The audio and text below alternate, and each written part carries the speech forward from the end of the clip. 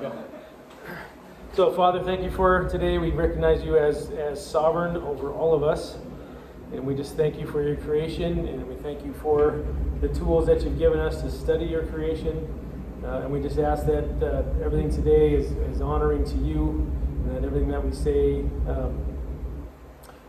again honors you like it should. And again, we just thank you for today. In your name we pray. Amen.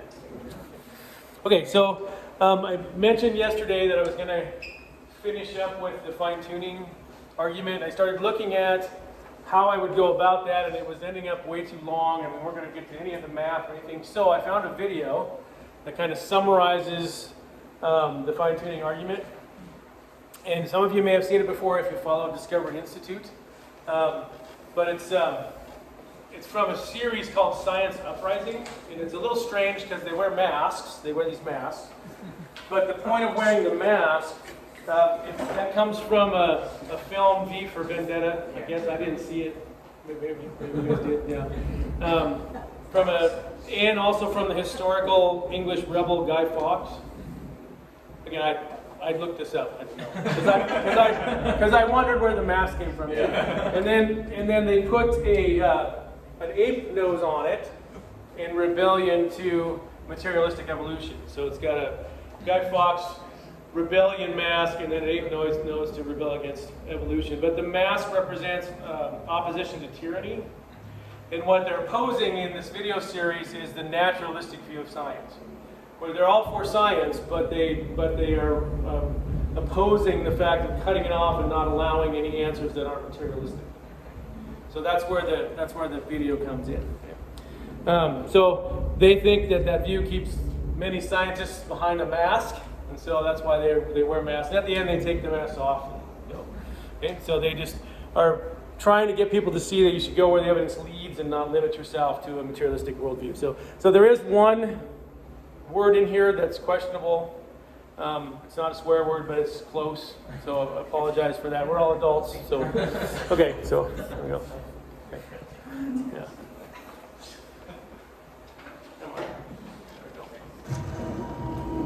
Okay, summary of last week. If you were designing a universe for life, I suspect you might design it differently. There is no evidence of design or purpose to our universe. Kind of a speck, on a speck, word in a speck, amongst two other specks, in the middle of specklessness.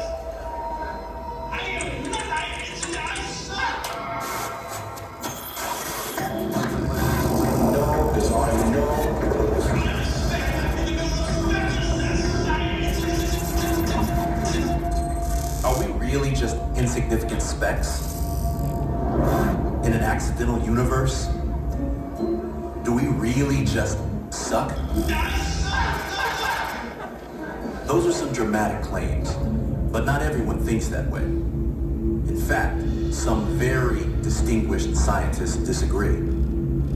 Freeman Dyson, a world-renowned physicist and mathematician, says, and I quote, "The more I examine the universe and study the details of its architecture, the more evidence I find that the universe in some sense must have known that we were coming. So maybe it's not an accident that Earth is habitable." We caught up with physicist Bijan Nemati, who was a senior engineer at NASA's Jet Propulsion Lab for over 16 years. What we've discovered in the last few decades is that the properties of the universe in general and our planet in particular are fine-tuned, not just for our survival, but actually for our thriving, our benefit. So Earth is not just habitable, it's better than that. It's hospitable. It's like this. Imagine you're a space explorer and you land on a distant planet. There's no water, no oxygen, and it's 300 degrees below zero. You're screwed. But then off in the distance you see a structure, and the closer you get, the more it looks like a house. When you open the door, you find that it's been filled with warm, breathable air. You take off your spacesuit and find a faucet with drinkable water, and a refrigerator stocked with healthy and delicious food. What's your first thought? The house and everything in it was the product of a mindless natural process? Or that it was designed to take care of you, to meet your needs, and that someone prepared it as a home for human beings, like you?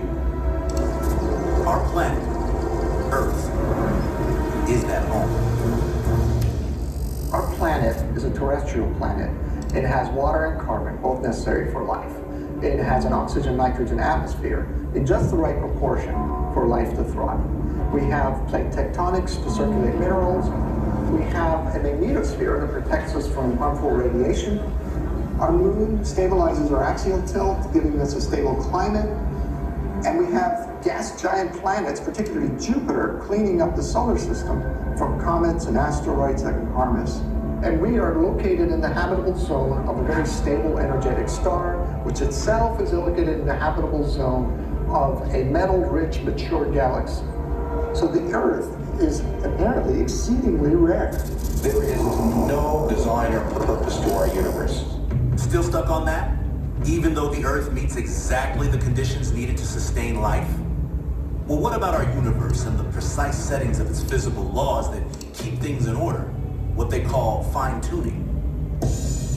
Cosmological physicist Frank Tipler explains. Fine-tuning in physics refers to the observed fact, that were we to modify the constants of nature just slightly, life would never appear in this universe. Imagine you have a universe app where you can mess with the universal laws of physics from the beginning of time. Starting with gravity. Too strong and the stars would be unstable and deadly to life. Too weak and the stars would struggle to create carbon and oxygen. Again, no life. We got Stephen Meyer, who holds a PhD from Cambridge, to break it down. The force of gravity is not too strong, not too weak. The speed of light, not too fast, not too slow. The ratios of these fundamental forces are delicately balanced. It's the just right universe that makes life possible. So it's gotta be exact. But materialists say we just got lucky with gravity. Now, let's set our universe app to random and tap the button. What are the chances that the app will luck onto a gravity setting that just happens to allow life to emerge? Scientists have crunched the numbers, and the answer? Not good. You mean not good like 1 out of 100? I'd say 1 out of a million. Actually, for gravity, it's worse.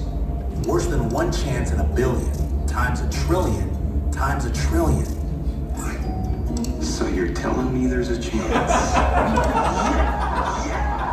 We all love rooting for long shots, but here's the thing. It's not just gravity. There are many other physical laws that also have to be just so for life to emerge in the universe. And some of them are even more fine-tuned, even more unlikely than gravity. Without fine-tuning, our universe would be a horror story that even Stephen King couldn't imagine. The very construction of the world and the fact that we seem to be the only blue populated planet in the universe, it makes you have to believe that if we happened by accident, it would make winning the lottery look like flipping a coin. So I have a tendency to believe in intelligent design. Nobel Prize-winning physicist Charles Townes seemed to agree by stating, and I quote, "Intelligent design, as one sees it from a scientific point of view, seems to be quite real. This is a very special universe. It's remarkable that it came out just this way."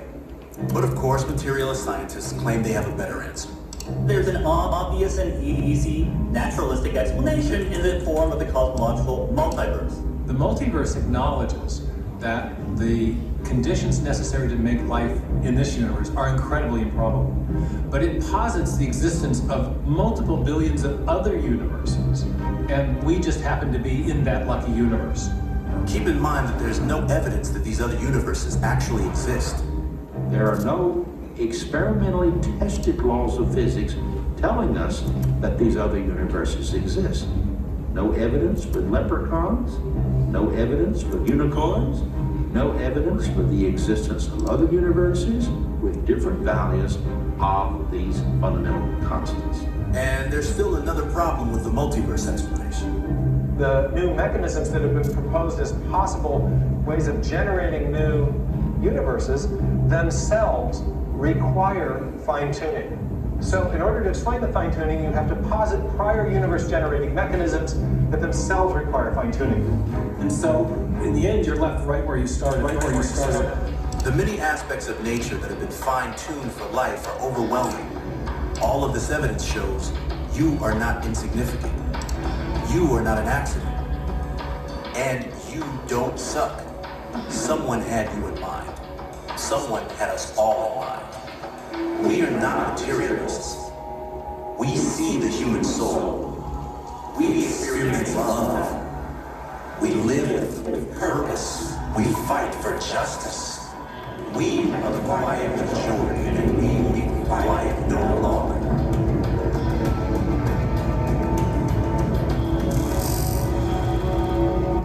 So if you like that, there's a whole series of that. Search Science Uprising. There's several of them that address different things. Stephen Meyer was on there talking about the fine tuning, which is what I said we'd come back to this week.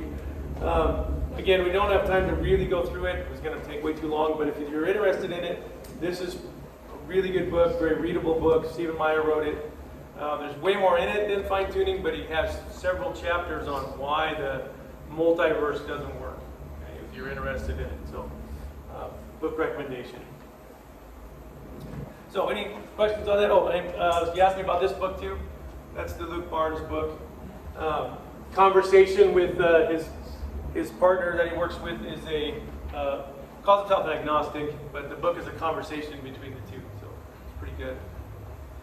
So, anything left from last week? Before we look at the math.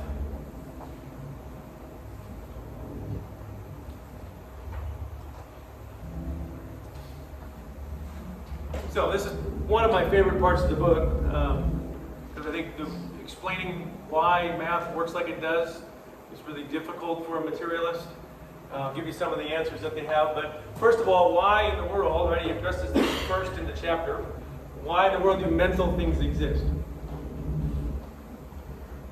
If this truly is a physical world, then why can we have mental thoughts about things that don't actually manifest themselves physically? Thoughts on that? Any mental thoughts on that?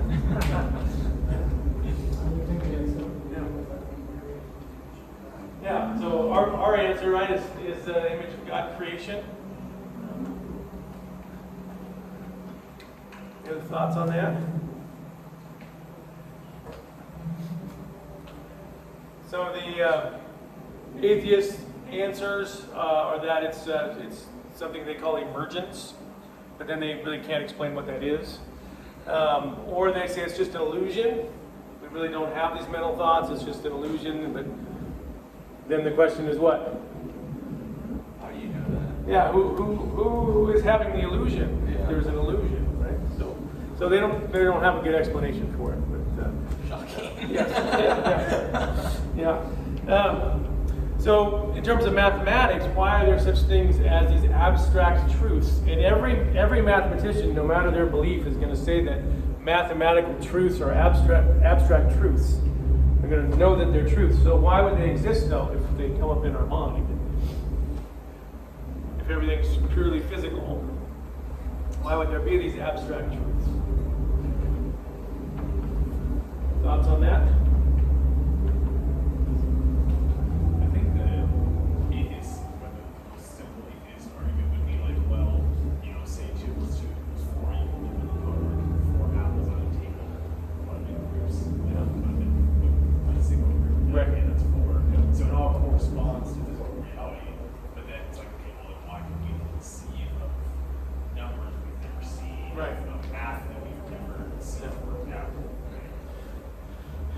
Even the question with that, though, if it is truly just a physical thing that then we invented, which some will say, right? There's a lot of things that you can't explain. Like if the universe didn't exist, or if there weren't any people in the universe at all, would it still be true that 2 + 2 is 4?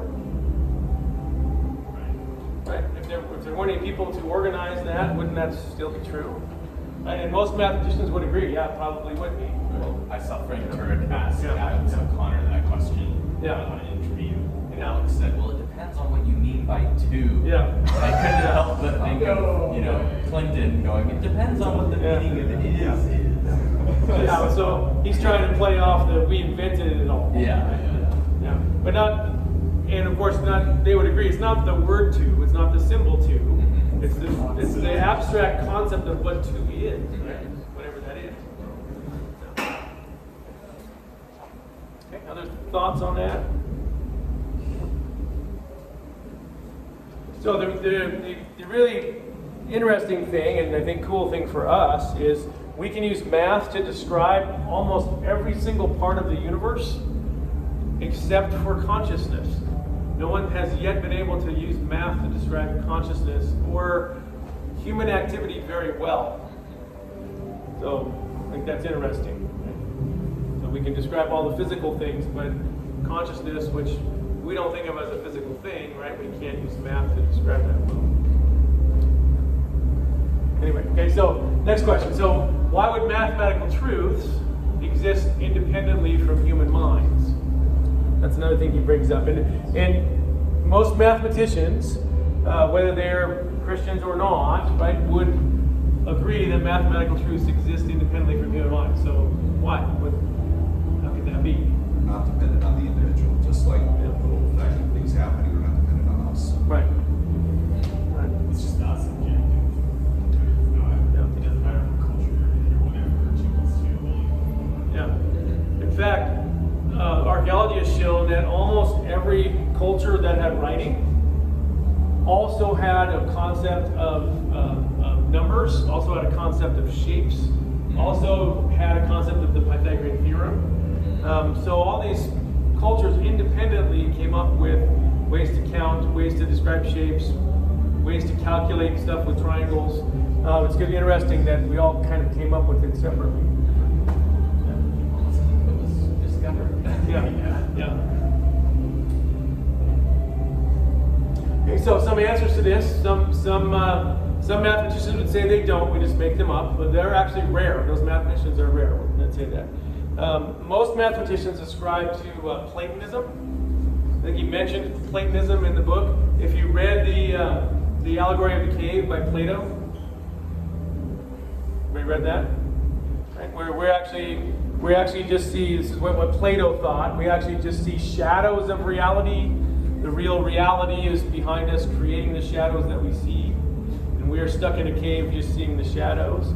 So Plato thought there was an actual real world of objects separate from us, and we're only able to see the shadows of them. Most mathematicians would ascribe to that, but then they can't explain why those mathematical objects exist or where they are. So, but most of them think that they do. Now, is Platonism a problem for the Christian? Can there be separate mathematical objects that exist out there? I guess we could say in the mind of God.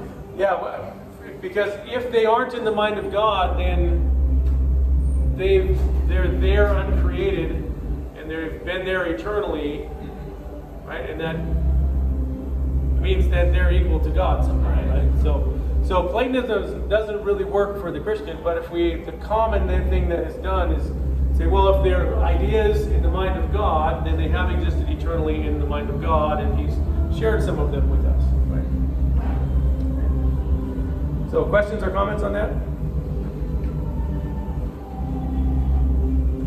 And broadly, those are the three solutions to this. Either they don't, right? Or there's some form of Platonism where they exist out there, right? But you can't explain it, right? Or they exist in the mind of God. The three common answers. And there's several little other categories within those three, but those are the three main ones. So other questions or thoughts on that? Again, as we've said in this time, right, the best explanation, I think, is that they exist in the mind of God, right? The Creator is the best explanation. Okay, I really like this point that he made. Right? Doing math is like being an archaeologist who discovers what's already there. Any thoughts on that one?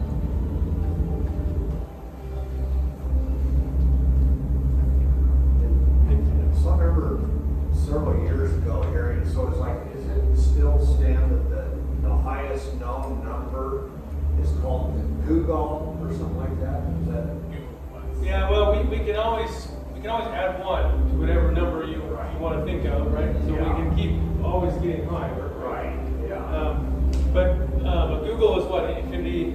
No, 100 to the 100th power. Is that right? Something like that. Yeah, I think I just something learned like the that. word. Yeah, bigger than we can comprehend. Right. I just wonder if, since this has been years ago, mathematicians have come in, beyond that or whatever, like discovering, Yeah, well, we keep discovering new math, but I don't know if anybody thinks there's a ultimate highest number. Right. This did remind me of the distinction between, as some denominations will talk about choosing the canon of Scripture versus discovering the canon of Scripture, and that's similar. It's a very similar concept, I think. So most mathematicians would agree that math is permanent and durable and eternal. Most of them wouldn't argue with that. If they'd agree that if the universe disappeared, 2 + 2 would still equal 4. Most of them would agree that math demonstrates there's something beyond us. But then that's a lot more. They stop. They say, "What's a mystery? We don't know." Yeah, with math is more abstract, but it does seem really absurd to say, like, if all humans were gone and there was no concept of marriage or a bachelor, then you can have a married bachelor because humans aren't saying anything about it. It's like, well, it's truth. Well, but that's going to then the definition is reality versus can we have the reality without the definition? So most mathematicians, again, would ascribe to Platonism, where we're discovering these concepts that are out there. And that kind of started with the Pythagoreans. We're not going to do the Pythagorean theorem. The Pythagoreans actually thought that numbers were like God. Numbers were the universe. They were something out there that created the universe. And there actually is a prominent mathematician that still promotes that fact. So you've heard of Max Tegmark. Max Tegmark says that the universe actually is math. That we are, I have this quote in here somewhere, we are just self-aware parts of a giant mathematical object, is what he thinks. Which is really weird. But it does make the point that he thinks math is out there separate from us. He's just trying to explain why that could be without using God. That whole concept of we are just a number. Yeah. You're just a number. Yeah. That's those two numbers. Here's the universe. Okay, so I have an example for you of this. So, most of you know about parabolas, right? Well, the parabola was discovered, I guess you could say, by this Greek mathematician, Menaechmus, about 350 BC. He was a student of Plato. He was trying to figure out how to construct a cube that was double the volume of a given cube. So he was trying to figure that out, and he started working with cones and making slices of cones, and figured out that if you slice through a cone one way, you get a hyperbola.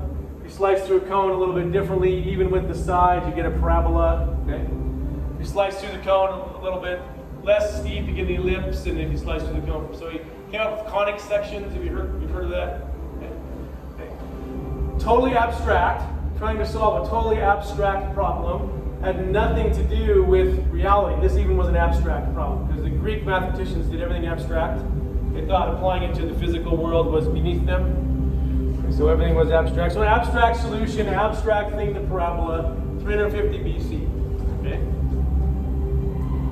It wasn't until the mid-1800s that we started saying, hey, we can use parabolas in construction, and they're really helpful. Or when things fly through the air, this is about the 1600s, when things fly through the air, they make a parabolic shape. Okay? Or if you throw an object, that's my daughter, by the way. When you throw an object, it flies in a parabolic shape. Well, Galileo is the one that figured that out in 1638. So 350 BC, we had this abstract idea of a parabola, just invented in our minds. And 2,000 years later, Galileo figured out that, hey, that actually applies to the physical world. So why in the world does something we discover in the abstract have a physical application to nature 1,000 years later, 2,000 years later, right? In this case. Observation. Yeah, that's the explanation for that. It's a simple observation, just noting what we see. It's not rocket surgery. Yeah. And we see this all over the place. Okay? Some other examples of that. So, periodic motion, right? Like a sine wave, right? Or cosine curve. Periodic motion, the orbits of planets, atoms, analyzing sound, right here. Analyzing light waves, all are done with the same abstract math that was invented, discovered, long before we found an application to nature. I just think that's amazing. That's something we come up with in our minds, thousands of years later has an application in the physical world. If we're purely physical, try to explain that.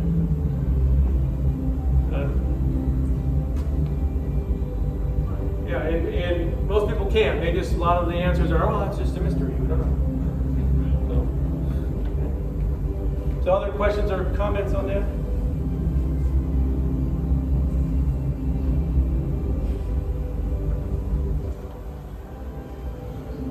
I'm very talkative today. I guess a good analogy to that would be, your spouse is talking to you about a particular topic and telling you about something, and then you kind of listen to it and it doesn't really adhere, but then somebody comes along and says the same exact thing, and you go, oh, I didn't even think of that. Why told you that before? The same thing here, right? Finally paid attention. Yeah.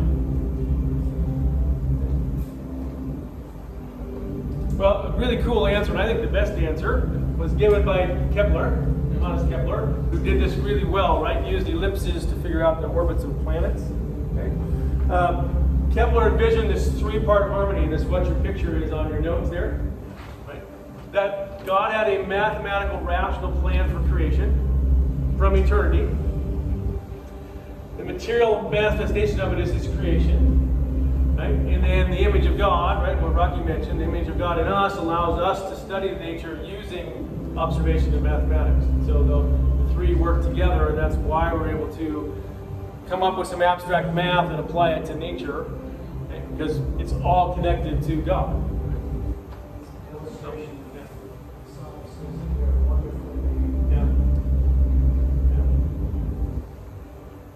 So questions, other questions on that? Really, really good book. A little bit academic, but really good book, though. Thinking God's thoughts. It's all about Kepler.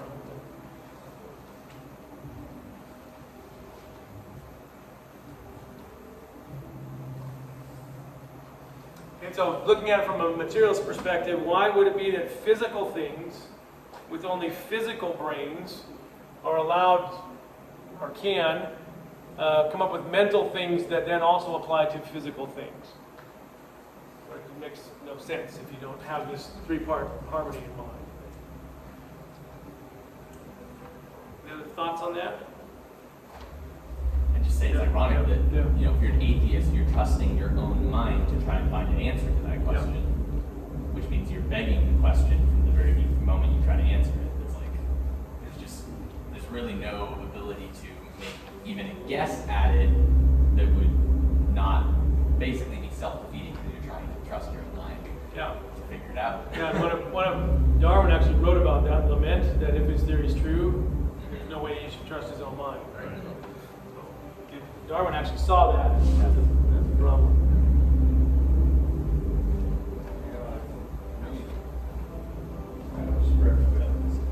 So many non-believers think that based on tragedy or something, want to know if there is a God, why do we allow this? Right. We can't imagine anything God is, and what He wants to do. Right. What He'll do. Of course,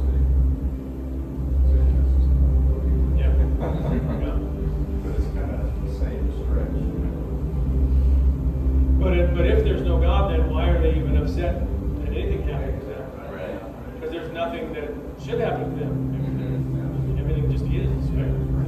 Yeah, often a sense of injustice of someone dying or whatever is so strong that they just know that there's something wrong. Right. Okay, so yeah, so any questions on that three-part harmony?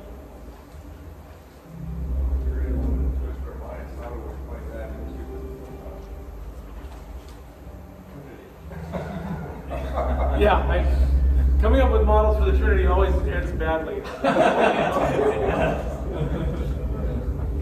but there are a lot of threes in the world, right? So that's kind of interesting. Triplets of things.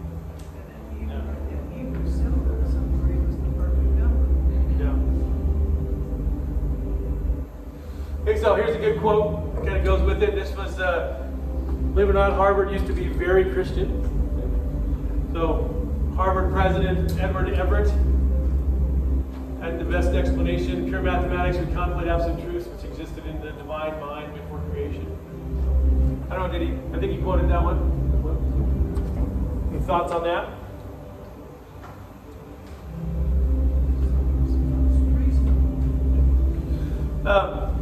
So Augustine wrote about how God and the Trinity actually grounds all the math that we do. Because the Trinity demonstrates that numbers, counting, right? Relationships between numbers, well, that's algebra. Relationships between numbers, right? And then infinity, right, which deals with calculus deals with, right? All of that said that they've been fixed in the mind of God since eternity. Right? That's why we can do math. And the coolest explanation of that is that since the Trinity is three, right? God has a numerical nature, so provides a foundation for us to be able to count and distinguish things. Right? Okay. First time I saw something like this, it blew me away. So that's why I'm showing it to you, because it's kind of cool, right?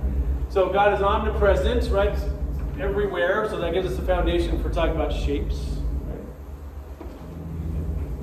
Right? Three persons of the Trinity are in relationship, providing a foundation for algebra, comparing one thing to another.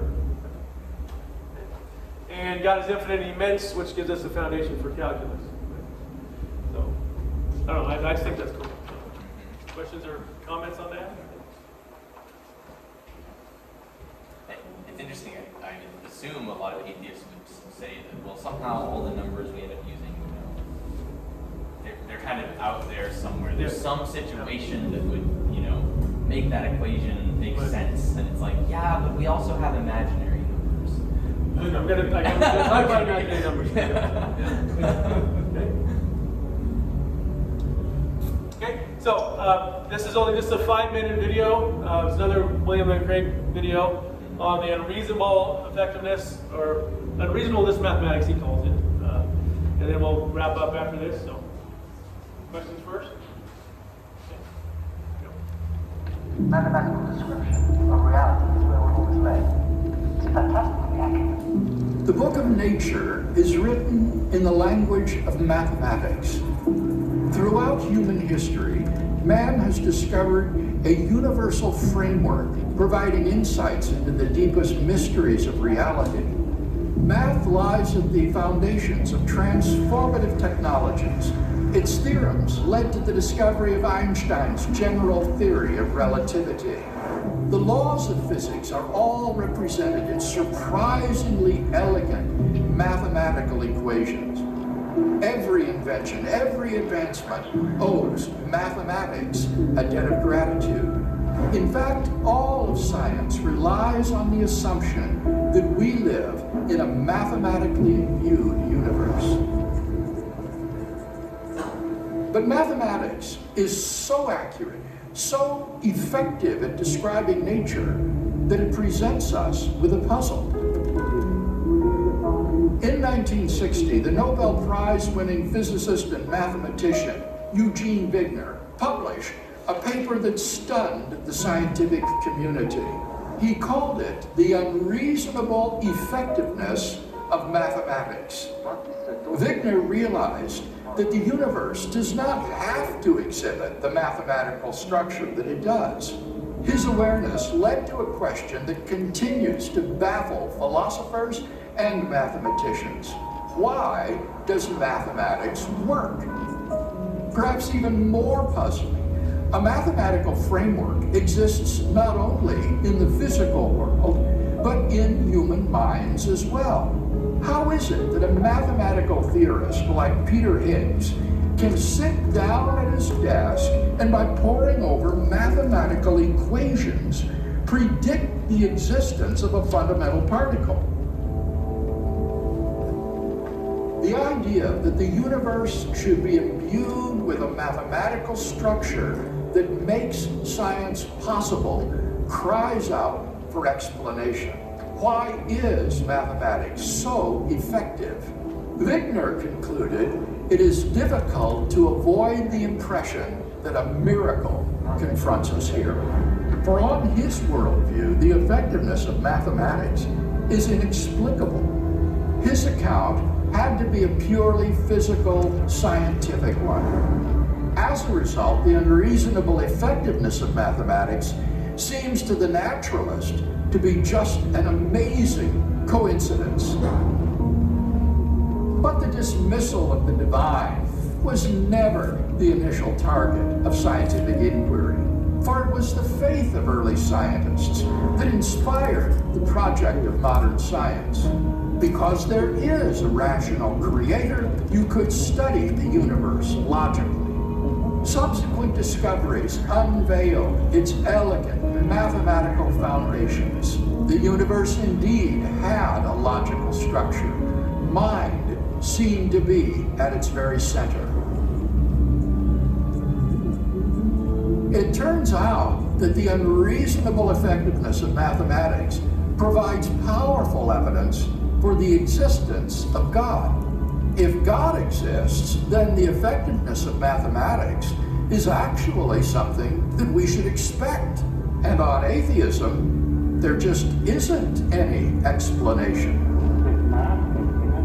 As Albert Einstein famously remarked, the eternal mystery of the world is its comprehensibility.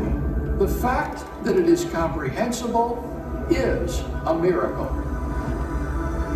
If God does not exist, then the applicability of mathematics to the physical world is truly incomprehensible. Yet we find ourselves in a world with a deep mathematical underpinning that defies probability. The effectiveness of mathematics in describing the physical world is literally a miracle, and therefore evidence for the existence of God. So I'm going to skip through those. So questions or comments on that? No, it's Reasonable Faith is Dr. Craig's company. Brand, yeah, Reasonable Faith. But if you go on YouTube and you search Dr. Craig videos, it'll come up. Yeah. Okay, so just to finish off, and I think what Ortlund would want us to finish with is that a lot of people view mathematics as beautiful. In one example here, again, working in the 1500s, people were trying to find a solution for an equation like that in the 1500s, and couldn't come up with one until, I didn't write down who did it, until someone invented imaginary numbers, right? And to everybody at the time, they were incredibly beautiful. These imaginary numbers had these, could solve problems that they couldn't solve. They were eventually changed to being complex numbers. This I is an imaginary number. But everybody just viewed them as these beautiful solutions. They had no application at all, other than being a beautiful solution to things. Right? So they thought the beauty of it. What is an imaginary number? It's a way to solve when you have to take the square root of a negative number. To solve this, you have to take the square root of a negative. And they didn't know how to do that, so they made up these imaginary numbers to help them do that. And it ended up being this beautiful solution. They talked about the beauty of it. Well, it wasn't until 400 years later just had this nice, beautiful thing that had no application, but 400 years later, it actually is used continuously in quantum mechanics. So again, we invented this thing abstractly. We thought it was cool and beautiful, and then it had a physical application 400 years later in quantum mechanics.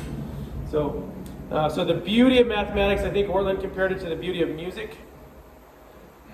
And mathematicians will see an equation as beautiful, just like you listen to a song and think that's beautiful, but you can't really say why. Right? It just seems like it's beautiful. Right?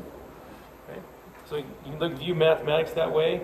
The Greeks would look at a circle and realize we can't draw a perfect circle, but we can think of an abstract perfect circle.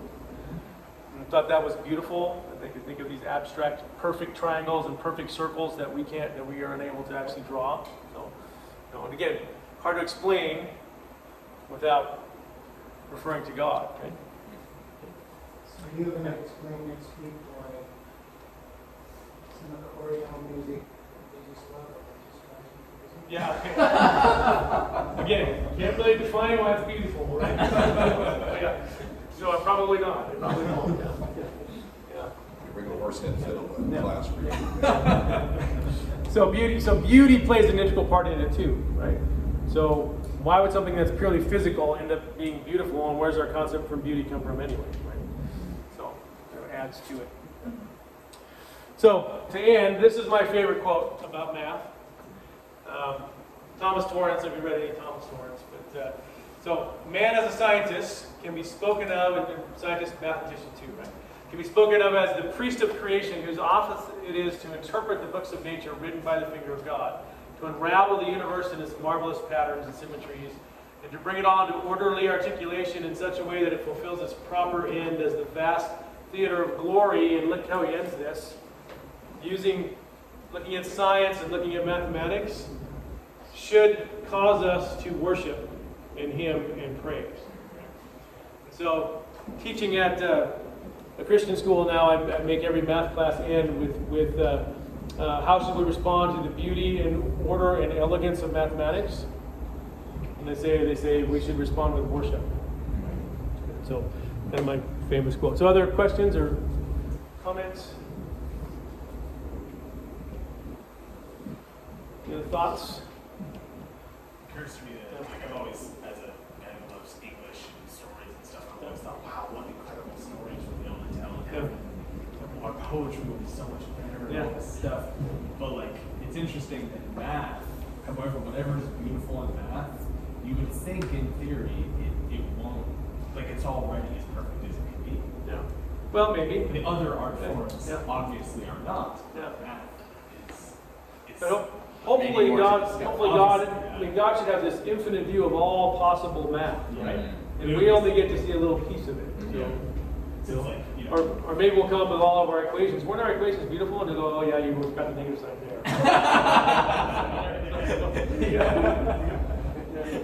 That makes it better, and we'll go, oh.